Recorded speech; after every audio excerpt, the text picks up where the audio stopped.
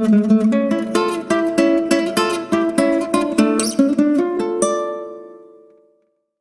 semuanya, selamat datang di Novel Time, selamat menikmati ceritanya, dan jangan lupa like, komen, dan subscribe.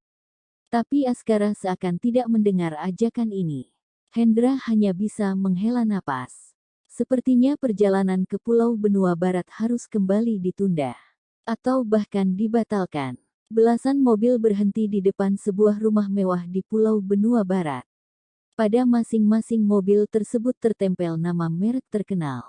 Para pegawai yang memakai seragam masing-masing merek berdiri satu baris di depan mobil-mobil tersebut. Ada pria, ada pula wanita. Bagaimana ya rasanya bisa tidur setiap hari di kastil mewah seperti ini? Bisik seorang wanita pada teman di sampingnya. Aku rela berdoa selama 10 tahun agar bisa tidur di kastil mewah seperti ini. Itu seperti mimpi yang menjadi kenyataan. Ada orang yang lahir langsung kaya raya, ada pula yang tidak. Kalau kita mah, harus kerja keras dulu baru bisa bertahan hidup. Nona Laras cantik sekali ya. Saat aku melihatnya pertama kali, kulitnya begitu putih dan halus, seperti putih telur. Jangankan laki-laki, aku yang sebagai perempuan saja langsung menyukainya, hahaha. Menurutmu, apa Nona Laras suka sesama jenis ya? Kalau iya, mau tidak ya beliau memberiku kesempatan? Hahaha, canda seorang pegawai. Hahaha, sudah gila ya. Pengurus rumah mendekati mereka, apa yang kalian ributkan? Para pegawai wanita itu langsung diam. Nona ingin melihat permata, siapa pegawai permata di sini? Tanya pengurus rumah itu. Seorang pria maju selangkah dan berkata, Nona bisa melihat permata kami. Kami dari Lotus. Pengurus rumah itu memperhatikan pria tinggi yang terus menundukkan kepala tersebut dari atas ke bawah. Setelah itu dia berkata, mari ikut saya masuk, yang lainnya silahkan tunggu di sini. Pria itu masuk. Seorang wanita sedang duduk malas-malasan di sofa sambil melihat foto-foto pemandangan salju di HP-nya. Begitu melihat foto dirinya bersama Jody, dia pun tersenyum manis. Bukankah kami pasangan yang cocok? Tanyanya dalam hati. Wanita itu mendongak, melihat seorang pegawai bertubuh tinggi datang. Pegawai laki-laki itu berlutut dengan satu kaki di depannya dan berkata, saya dari Lotus, siap untuk menyediakan aksesoris mewah dan tiada duanya bagi Nona. Pegawai itu membuka sebuah kotak perhiasan yang ada di tangannya. Permata yang bersinar di depannya itu membuat mata Laras berbinar. Pegawai tersebut perlahan mendongak dan bertanya, apa Nona menyukainya? Laras melihat wajah pegawai tersebut. Tampan sekali. Sorot matanya seperti serigala yang berusaha menggoda Laras, membuat hati Laras yang lembut itu berdetak tidak karuan. Nona Laras, maaf, di sini agak panas ya. Bolehkah saya membuka kancing baju saya? Kata pegawai itu dengan sopan. Laras yang pada dasarnya baik hati dan pengertian menjawab, silahkan saja. Pria itu melepas kancing kemeja putihnya hingga dadanya yang putih dan tegap terlihat. Spontan Laras memusatkan pandangannya pada dada pria tersebut.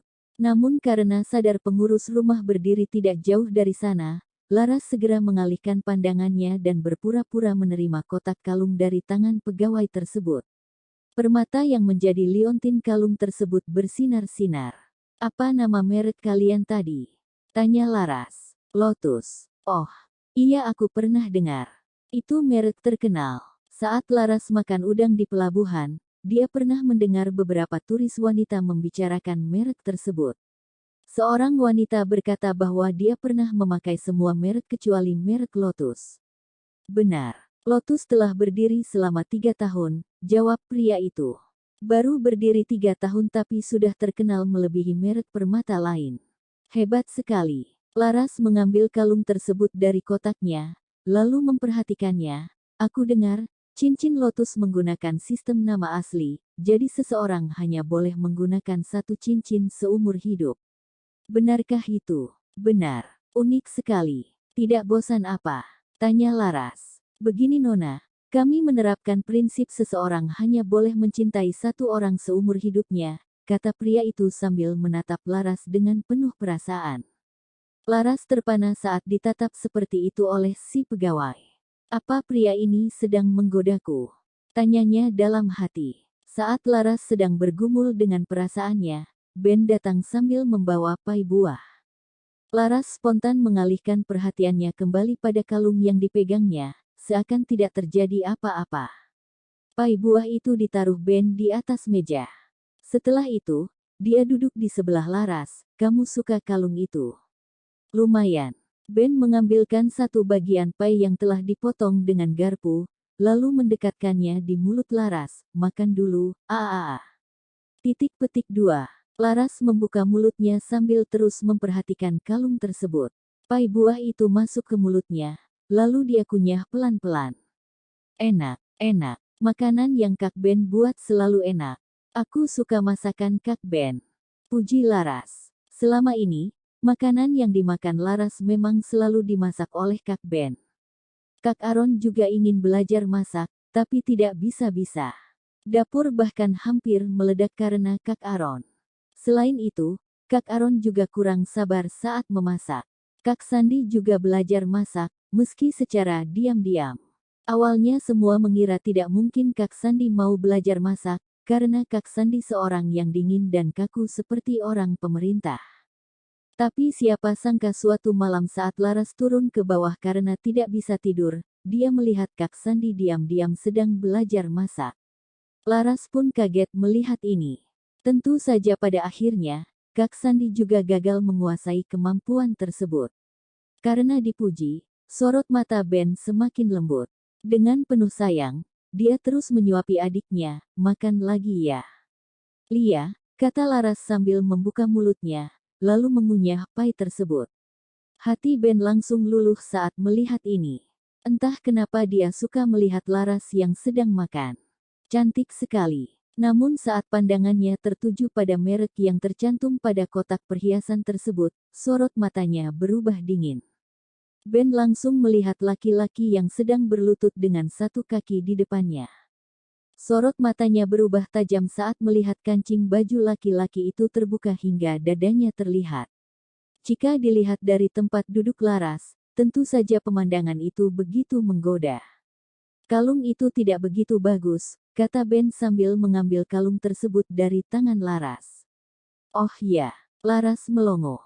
Bukannya selama ini Kak Ben selalu mendukung apapun yang aku beli. Aku suka, ya aku beli. Barusan aku juga bilang kalau aku menyukai kalung ini, tapi kenapa Kak Ben bilang tidak suka? Ini pertama kalinya Kak Ben tidak mendukung pilihan Laras. Tidak pantas untuk menjadi kalung seorang Laras. Tapi ini merek terkenal, kata Laras. Merek terkenal belum tentu bagus, kata Ben sambil menaruh kalung itu kembali ke kotak. Setelah itu, dia bertanya pada pegawai toko tersebut dengan dingin, kamu panas ya? Lumayan panas, pria itu masih menundukkan kepala dengan gugup. Coba lihat aku. Pria itu mendongak, melihat Ben. Melihat Kak Ben yang memperhatikan pria itu dari atas ke bawah membuat Laras heran. Dia berpikir dalam hati, Kak Ben kenapa sih? Kalau memang tidak suka, kenapa harus menghukum pegawai itu? Wajah pucat, sorot mata tidak bersemangat. Sepertinya sistem sarafmu sedang lemah.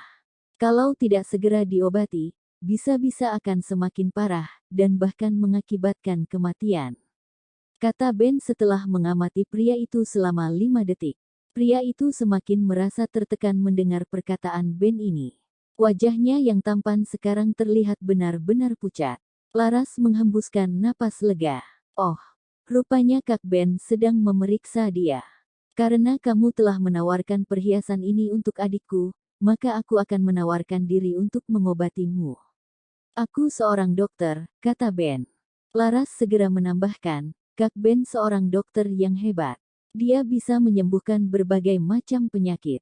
Biasanya dia jarang menawarkan diri untuk menyembuhkan orang lain. Terima kasih. Pria itu sampai terbata-bata mengucapkan terima kasih. Pengurus rumah datang dan berkata, mari ikut saya. Dengan penuh rasa takut, pria itu hanya bisa menurut. Kamu makan dulu saja ya. Kak Ben akan segera kembali. Ben mencubit hidung Laras dengan gemas. Baiklah. Laras melihat Kak Ben pergi meninggalkan ruang tamu. Tapi begitu berpaling kembali, Laras melongo. Astaga, Kak Ben kan biasanya tidak pakai obat bius saat mengobati orang. Terima kasih semuanya, jangan lupa untuk like, komen dan subscribe ya.